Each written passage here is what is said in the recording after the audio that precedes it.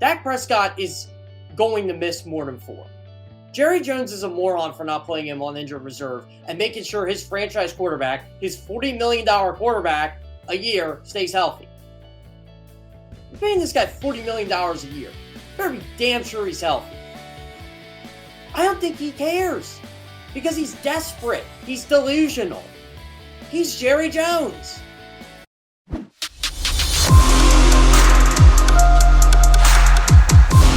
Good morning, NFC East. Good morning, NFL fans. My name is Jeff Kerr. Once again, happy hump day. Happy Wednesday. And we're going to put a wrap on week 1. We kind of did that yesterday. We're going to jump into week 2 today. I got a fun guest for you. One of your favorite Eagles beat writers, Martin Frank from DelawareOnline.com will be joining us later today. We'll talk some Eagles. We'll preview some Eagles-Vikings. But first, we got to start with that team you either love or you hate. It's the Dallas Cowboys. And Jerry Jones spoke yesterday on Dak Prescott's injury. I'm just going to come out and say it. He is desperate. He is delusional. He is insane. Because Jerry Jones will not put Dak Prescott on the injured reserve. He thinks he can be back in 4 weeks. I don't even think the guy can grip a football. He's got a thumb injury. It's a thumb. Why can't you do this? I don't know. I don't understand the logic that goes on in that front office. Over the last 8 months, I've been confused. The Dallas Cowboys want to tell you every year they're going to win a Super Bowl, but yet they do everything opposite it takes to win a Super Bowl. They did not address the backup quarterback position at all this offseason.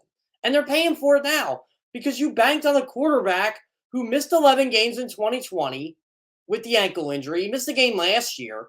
Dak Prescott used to be one of the healthiest quarterbacks in the entire NFL. He never missed a game. Now he's going to miss at the minimum 16 in the last 3 years. Jerry Jones wants to bring him back early because he knows this team doesn't have a chance without Dak Prescott. So let's look at the Cowboys' next couple games, shall we? They got the Bengals. Dak won't be playing in that, obviously. They got the Giants. He won't be playing in that. And they got the Commanders. He won't be playing in that. So 4 weeks. You know they play in 4 weeks? The Rams. Battle of first-place teams from last year. Yeah, the Rams. Why do you think he wants Dak Prescott back so badly? Because he knows the Cowboys could very well be 1-3 going into that game. And guess what? With that offense, they don't have a chance in hell to beat the Los Angeles Rams. After the Rams, say he misses the Rams. Dallas plays Philadelphia on Sunday Night Football. You don't think Jerry Jones wants the one guy who could potentially beat the Eagles back for that game? Rushing him back? Maybe Jerry Jones knows John Vigan's not going to rush Dak Prescott anyway, so Dak may be able to get off a couple passes. I don't know. It just reeks desperation to me. Because Dallas don't have a chance in hell to beat Philadelphia either without Dak Prescott. I don't want to hear Cooper Rush can win games for them. No, Cooper Rush won 1 game. 1 game against one of the worst defenses in football last year in the Minnesota Vikings. That ain't the same Vikings team. Week 1 overreaction or not, that's a much different defense. The Vikings were not a playoff team last year. This year they have the makings of a playoff team just through 1 week because that defense is significantly better. They are. We still have to see how the long-term outlook is for them. But it's a better football team. Cooper Rush is not coming in here and bringing the Dallas Cowboys to a 2-2 record while Dak Prescott's out minimum of 4 games. Dak Prescott is going to miss more than 4. Jerry Jones is a moron for not playing him on injured reserve and making sure his franchise quarterback, his $40 million quarterback a year, stays healthy. You're paying this guy $40 million a year. You better be damn sure he's healthy. I don't think he cares because he's desperate. He's delusional. He's Jerry Jones. I don't understand. What are you trying to do here? This is your own fault, Jerry. You failed to address the backup quarterback position. This is all I need to know about the Cowboys and their starting quarterbacks right now. Cooper Rush and Will Greer, you put them on waivers and no one claimed them. That's all I need to know. No one wanted them. And Jerry Jones already basically admitted we don't have any trade brewing. Whether that's coach speak or not, GM speak, fine. But unless you're paying a king's ransom for Jimmy Garoppolo or Mason Rudolph or someone like Tyler Huntley, you ain't getting the backup quarterback. What you see is what you get. And it's going to be either Cooper Rush or Will Greer. See, they don't even know who it is. That's how bad both of them were in the preseason. Don't tell me, don't feed me that. Cooper Rush can win you football games. No, he won you one football game. One.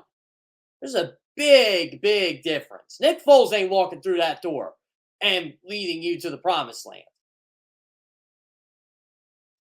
Even if Cooper Rush or Will Greer play well. Your wide receivers are a joke. An absolute joke. CeeDee Lamb, 11 targets. 2 catches. Just did not look ready to fill in the role for Amari Cooper. I think CeeDee Lamb's a really good football player, but he needs help. So he's easy to stop. Dennis Houston. Does anybody know who Dennis Houston is? Can you tell me what college Dennis Houston went to? This is their wide receiver core right now. Noah Brown. Noah Brown was their leading receiver. Yeah, they had Dalton Schultz at tight end. But they don't have much. James Washington's out. Who knows if Michael Gallup's going to play Sunday? We'll find out. We'll find out that, but again, this is going to be a tough matchup for Dallas. They're playing the Bengals. They're playing the defending AFC champions who are coming off a bad loss. And what's crazy about everything I just said, ripping this football team and their offense, I still think they might have a shot. Because the Bengals' offensive line didn't get any better. They're better on paper. Talent-wise, they're better. I still think in the long run, Joe Burrow's going to be okay. But I got to go by what I got. And what I got is they gave up 7 sacks. Joe Burrow, the team, the offensive 5 giveaways, 4 by Joe Burrow, had 4 interceptions. And the Cowboys' defense is really good. DeMarcus Lawrence looks back. Micah Parsons is a freak. 15 career sacks in 17 games? Proof's in the pudding. Micah Parsons is one of the best defensive players in football. So you got that going for you. Dallas's defensive line versus Cincinnati's offensive line is a real equalizer right now, unless Cincinnati gets this thing fixed and protects Joe Burrow. Because if they do, I think Cincinnati can potentially win this game by double digits. But the Bengals cannot afford to go 0-2 because 0-2 football teams don't make Super Bowls, which is the end game for the Cincinnati Bengals. Every 0-2 team last year did not make the playoffs, and the playoffs are expanded. That tells me all I need to know right there. You can't go 0-2, and one of them's going 0-2 Sunday. I don't think it's going to be Cincinnati, but I don't think Dallas doesn't have a chance because of that defensive line, because of that defense who led the league in turnovers last year and had one on Sunday, picking off Tom Brady. The Bucs offense, yeah, they got some things to figure out, but Dallas did a pretty good job on them. But their offense is terrible. Oh, by the way, don't fall into that trap that Tyler Smith had a good game. He didn't have a good game. Speed 4 times, gave up 2 pressures, and gave up a sack. For a rookie, that's okay. But you're asking him to fill some big shoes in Tyron Smith here. I still think he's better off at left guard, and you put Jason Pierce at left tackle. But is Jason Pierce ready? Probably not. Connor McGovern's got an ankle sprain. So it doesn't look like he'll play Sunday. We don't know yet. It's only Wednesday morning. Injury reports haven't come out yet. It's bad. It's really bad. I don't know. The Cowboys can score 10 off this team. Nothing shows me they can. At least after a week of football. No. Cincinnati should be able to score 10 points, right? You would think. I mean, Dallas can find a way to get 17, 20 points and get pressure on Joe Burrow, which I think they'll do. They have a shot. I just don't see him being Cincinnati. But I'm not putting them dead in the water yet. I think in the long run, they're done. But that's in the long run. We're talking week 2. Yeah, I'm just not. I'm not feeling the Cowboys right now. I'm just not feeling them. I don't like decisions they're making. Oh, and Mike McCarthy's their head coach. So I don't know if fans are worried about the Cowboys or not. I don't think you should be. All right, let's get to the Eagles here.